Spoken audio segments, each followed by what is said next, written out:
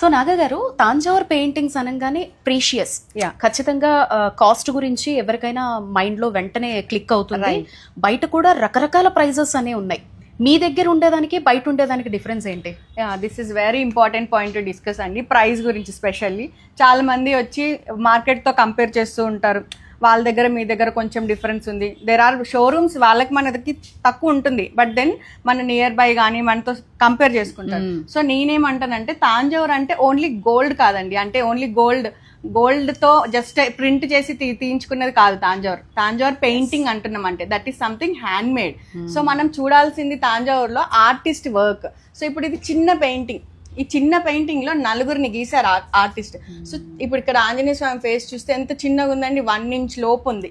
So 1 inch లో కూడా ఆయన ఆ ఫేస్ గీశారు అని అంటే ఎంత సీనియర్ అయి ఉంటారు.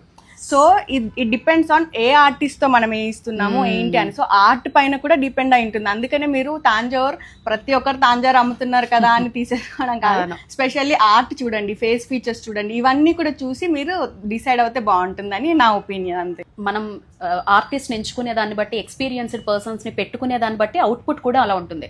మీరు రాగానే ఏది చూసి అది నచ్చి తీసుకోగలుగుతున్నారు అంటే ప్రైస్ గురించి ఆలోచించకుండా అందులో ఉండే క్వాలిటీ, అందులో వచ్చిన అవుట్పుట్ అనమాట. సో దాన్ని బేస్ చేసుకుని మనకు ప్రైజెస్ అనేవి ఉంటాయి.